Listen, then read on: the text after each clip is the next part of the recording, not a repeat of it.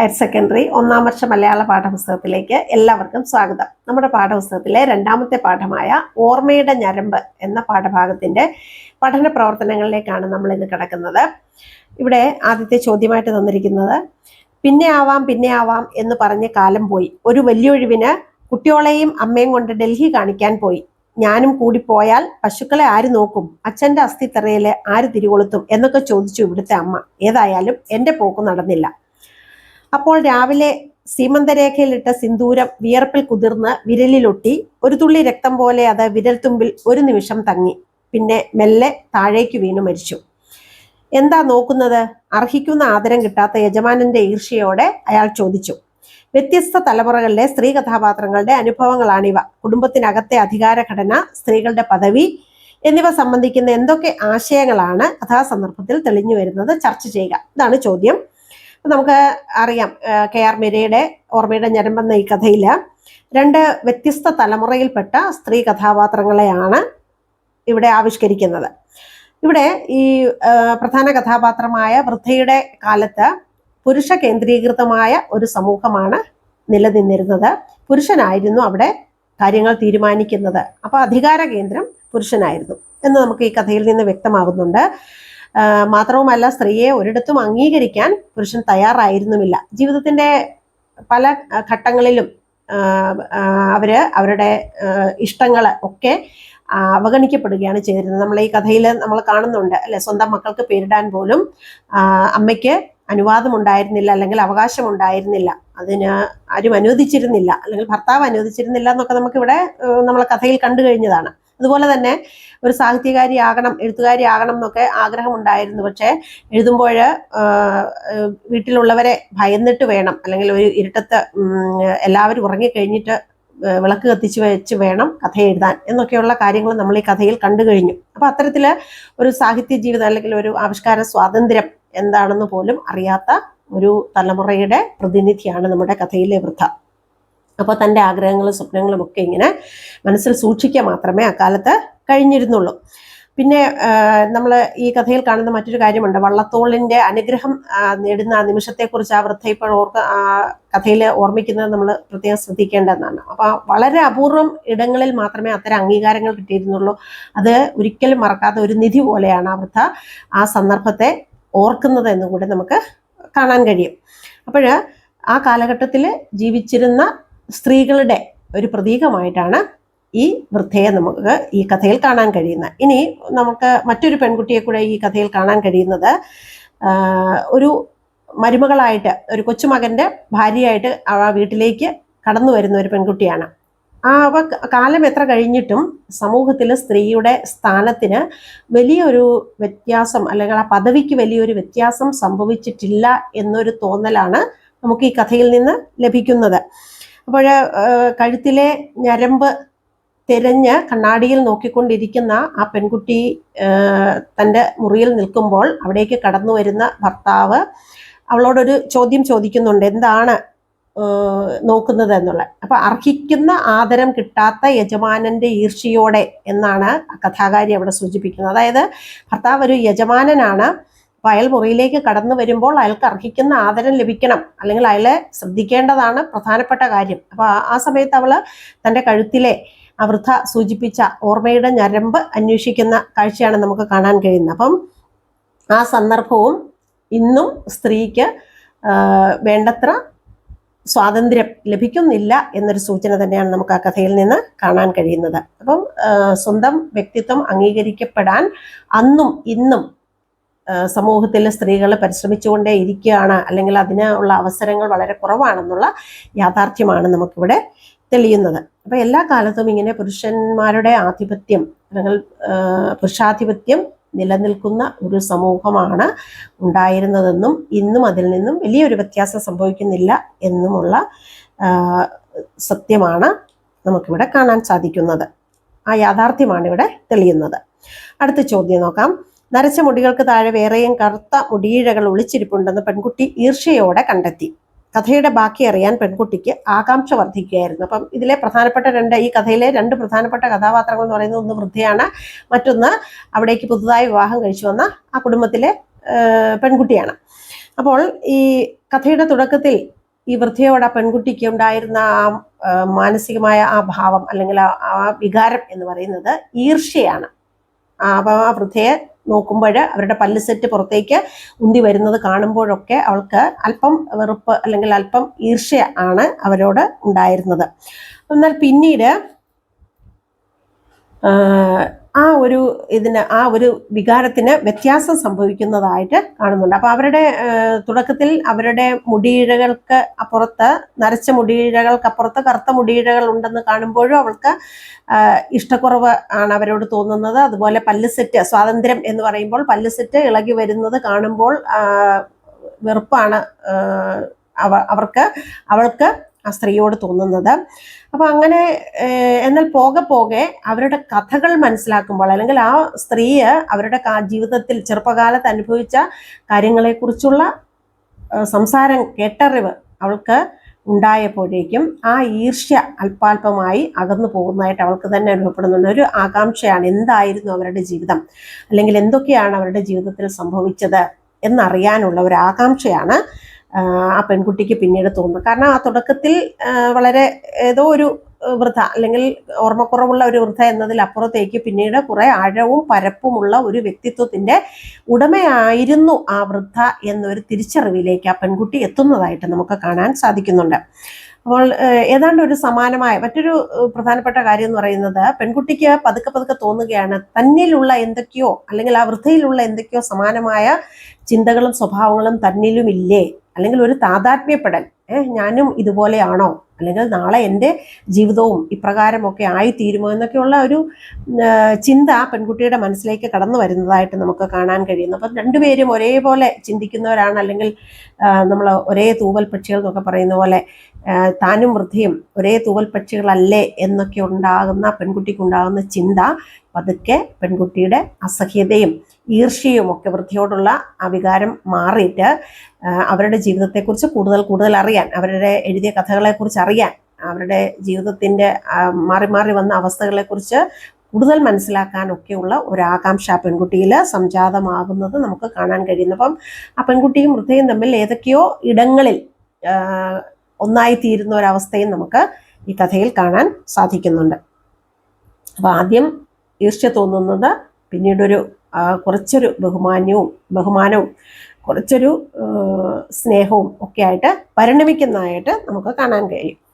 അടുത്ത ചോദ്യം, ഞരമ്പ് തെറ്റരുത്, അവർ കണ്ണുകൾ അടച്ചുകൊണ്ട് ഓർമ്മിപ്പിച്ചു, തെറ്റിയാൽ ഓർമ്മ പോകും, ഓർമ്മയുടെ ഞരമ്പ് എന്ന ശീർഷകം ഈ സന്ദർഭത്തിന്റെ വിശദീകരണമാണ്. അഭിപ്രായങ്ങൾ പങ്കുവയ്ക്കുക എന്നുള്ളതാണ് ചോദ്യം.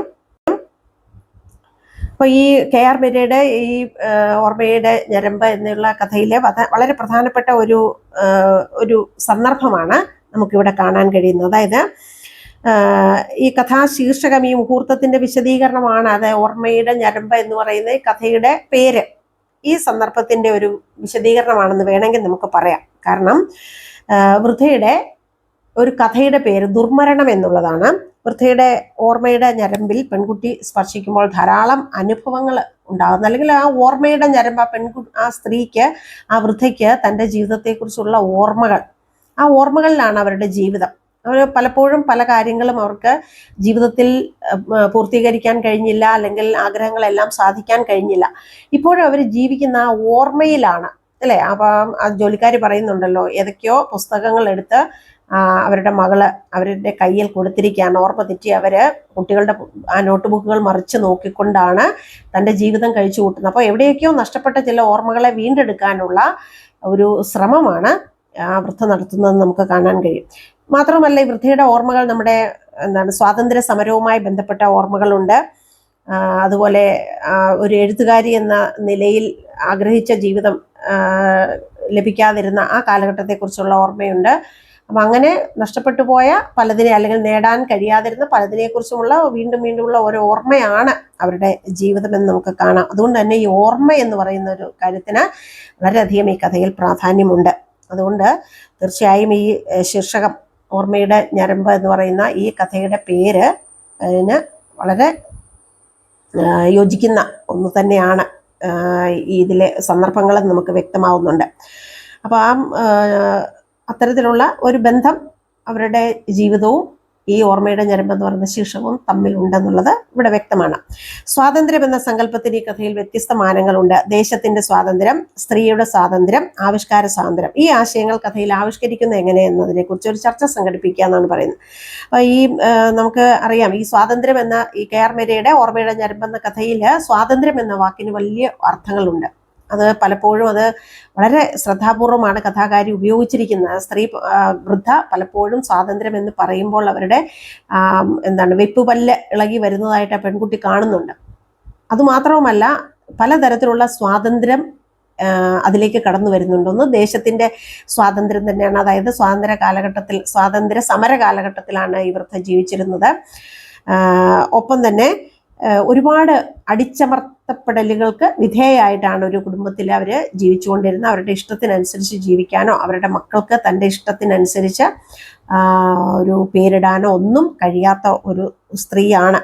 അപ്പോൾ ആ സ്ത്രീയുടെ സ്വാതന്ത്ര്യം എവിടെയെല്ലാം ഹനിക്കപ്പെട്ടിരുന്നു എന്ന് നമുക്ക് കാണാൻ കഴിയും. സ്വന്തമായിട്ടൊരു കഥ എഴുതാൻ പോലും അനുവദിക്കാതിരുന്ന, അല്ലെങ്കിൽ ആ സ്വാതന്ത്ര്യക്കുറവ്, പിന്നെ MP ആയിരുന്ന ഭർത്താവിൻ്റെ ഒപ്പം ഡൽഹിക്ക് പോകാൻ ആഗ്രഹിച്ചിരുന്നിട്ടും എങ്ങനെയാണ് വീട്ടിലെ പശുവിന് ആരാണ് വെള്ളം കൊടുക്കുക, നീ പോയാൽ എന്നൊക്കെയുള്ള ചോദ്യങ്ങൾക്ക് ഉത്തരം കണ്ടെത്തേണ്ടതുകൊണ്ട് താന് ഡൽഹിക്ക് പോകണം എന്നുള്ള ആഗ്രഹം മനസ്സിലടക്കിക്കൊണ്ട് ആ വീട്ടിൽ കഴിഞ്ഞതൊക്കെ ആ ഒരു സ്ത്രീയുടെ സ്വാതന്ത്ര്യത്തിന് വിലങ്ങുതടിയാകുന്ന ഒരുപാട് ഘടകങ്ങളെ കുറിച്ചുള്ള ഒരു ഓർമ്മപ്പെടുത്തൽ കൂടിയാണ്. അപ്പൊ ഈ അതുപോലെ ആവിഷ്കാര സ്വാതന്ത്ര്യം, നമ്മുടെ മനസ്സിനെ ആവിഷ്കരിക്കുക, നമ്മുടെ ചിന്തകളെ ആവിഷ്കരിക്കുക എന്നുള്ളതാണ് വളരെ പ്രധാനപ്പെട്ട ഒരു കാര്യം തന്നെയാണ്. ഒരു എഴുത്തുകാരനെ സംബന്ധിച്ചിടത്തോളം പ്രത്യേകിച്ചും അവരുടെ ആത്മാവിൻ്റെ ആവിഷ്കാരം തന്നെയാണല്ലോ ഈ കഥയായാലും കവിതയായാലും എഴുതുന്നത്. അപ്പോൾ അത്തരത്തിലുള്ള ആവിഷ്കാര സ്വാതന്ത്ര്യങ്ങളെ തടസ്സപ്പെടുത്തുക എന്ന് പറയുന്നത് ഏറ്റവും വലിയ കുറ്റകൃത്യം എന്ന് വേണമെങ്കിൽ പറയാം. കാരണം അവരൊരു സാഹിത്യകാരി ആകേണ്ടതായിരുന്നു. പക്ഷേ അവരുടെ വീട്ടിൽ ഉള്ളവരുടെ ഭർത്താവിൻ്റെ ഒക്കെ അടിച്ചമർത്തലുകൾ കൊണ്ടവർക്ക് ആ സ്വാതന്ത്ര്യത്തെ പുറത്തേക്ക് കൊണ്ടുവരാൻ, ആവിഷ്കാരത്തെ പുറത്തേക്ക് കൊണ്ടുവരാൻ കഴിഞ്ഞില്ല എന്നുള്ളത്. അപ്പം ഇതൊക്കെ വലിയ അസ്വസ്ഥത ഉണ്ടാക്കുന്ന, നമ്മുടെ വായനക്കാരിൽ വലിയ അസ്വസ്ഥതകൾ ഉണർത്താൻ പര്യാപ്തമായ ചില ചിന്തകളൊക്കെയാണ്. അപ്പം ഇത്തരം ചിന്തകളെയാണ് ഇവിടെ ഈ ആവിഷ്കരിച്ചിരിക്കുന്നതെന്ന് നമുക്ക് വേണമെങ്കിൽ പറയാൻ സാധിക്കും. മറ്റൊന്ന്, ഓർമ്മയുടെ സമ്പന്നമായ ഒരു ഭൂതകാലം വൃദ്ധയ്ക്കുണ്ട്.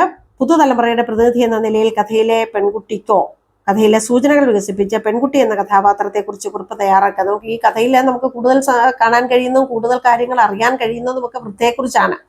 അവരുടെ ജീവിതത്തെക്കുറിച്ച്, അവരുടെ ചിന്തകളെക്കുറിച്ച്, അവരുടെ സ്വാതന്ത്ര്യ സമരത്തെക്കുറിച്ചുള്ള അവരുടെ ഓർമ്മകൾ, അല്ലെങ്കിൽ സ്വാതന്ത്ര്യ സമര കാലഘട്ടത്തെക്കുറിച്ചുള്ള ഓർമ്മകൾ, അന്നത്തെ സ്ത്രീയുടെ സ്വാതന്ത്ര്യത്തിൻ്റെ പരിധികൾ, കുടുംബങ്ങളിൽ ഭർത്താവിൻ്റെ അമ്മയുടെയും അല്ലെങ്കിൽ ആ കുടുംബത്തിൻ്റെ മുഴുവൻ ഇഷ്ടങ്ങൾക്ക് വിധേയമായി ജീവിക്കേണ്ടി വരുന്നതിൻ്റെ അവസ്ഥ. അപ്പം ഇങ്ങനെയൊക്കെയുള്ള ഒരു വലിയ ഒരു സമ്പന്നമായ ഒരു ഭൂതകാലം വൃദ്ധയ്ക്കുണ്ട്. പക്ഷേ ഈ പെൺകുട്ടിക്ക് അത്ര വലിയ സമ്പന്നമായ ഒരു കാലത്തെക്കുറിച്ച് അല്ലെങ്കിൽ ചിന്തകളെക്കുറിച്ച് പറയാനായിട്ട് ഇവിടെ ഇല്ല.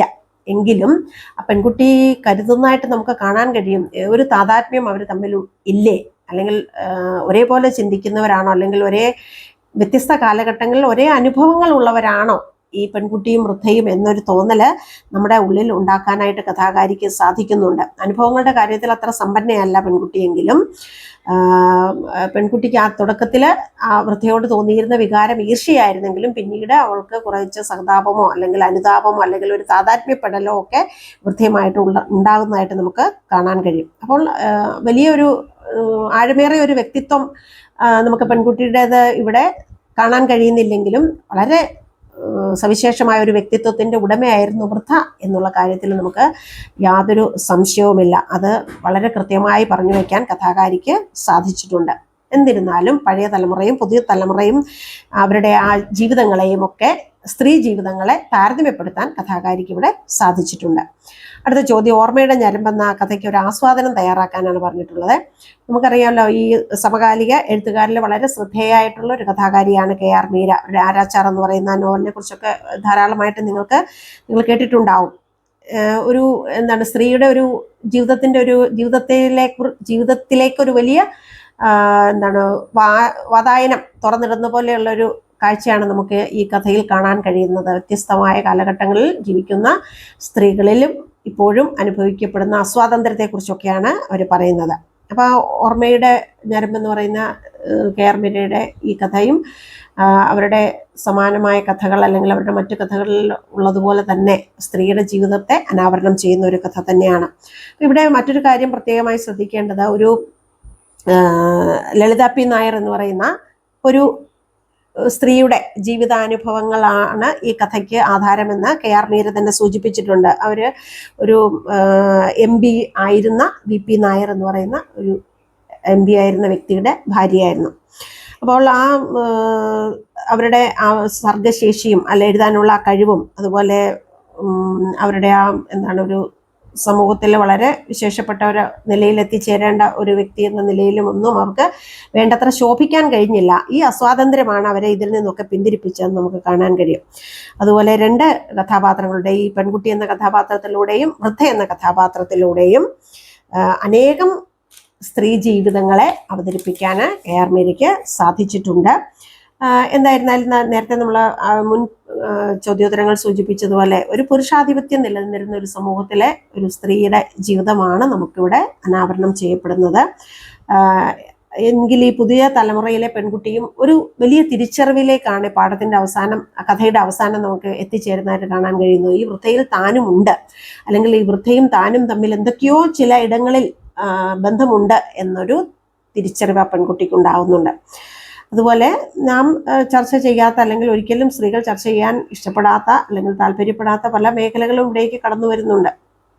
അതുപോലെ തന്നെ കഥാപാത്രത്തെ വളരെ ഭംഗിയായിട്ട്, വൃദ്ധ എന്ന് പറയുന്ന കഥാപാത്രത്തെ വളരെ ഭംഗിയായി ആവിഷ്കരിക്കാൻ, അവരുടെ ഓരോ ചലനങ്ങളെയും വളരെ ഭംഗിയായിട്ട് അവരുടെ ആ മാനസിക നിലയെ പ്രകടമാക്കുന്ന ഒരുപാട് കാര്യങ്ങൾ അവരുടെ കഥാപാത്രത്തിൻ്റെ ആവിഷ്കരണത്തിലൂടെ നമ്മുടെ വായനക്കാരിൽ എത്തിക്കാനായിട്ട് കെ.ആർ. മീരയ്ക്ക് സാധിച്ചിട്ടുണ്ട്. അപ്പം ഒരുപാട് എന്താ പറയുക അർത്ഥതലങ്ങളുള്ള ഒരു കഥയാണ് എന്ന് വേണമെങ്കിൽ നമുക്ക് പറയാം. വൃദ്ധയും പെൺകുട്ടിയും നേരത്തെ നമ്മൾ സൂചിപ്പിച്ച പോലെ തന്നെ സ്ത്രീകളുടെ പ്രതിനിധിയായിട്ട് രണ്ട് വ്യത്യസ്ത കാലഘട്ടങ്ങളിൽ അല്ലെങ്കിൽ വ്യത്യസ്ത തലമുറയിൽപ്പെട്ട രണ്ട് ഒരുപാട് സ്ത്രീകളുടെ പ്രതിനിധികളാണ് വൃദ്ധയും പെൺകുട്ടിയും എന്ന തിരിച്ചറിവിലാണ് ഈ ഓർമ്മയുടെ ഞരമ്പ് എന്ന് പറയുന്ന കഥ അവസാനിക്കുന്നത്. അപ്പം നമ്മുടെ പഠന പ്രവർത്തനങ്ങളെക്കുറിച്ചുള്ള ചർച്ച ഇവിടെ അവസാനിക്കുകയാണ്. അടുത്ത പാഠവുമായി വീണ്ടും കാണാം. എല്ലാവർക്കും നമസ്കാരം.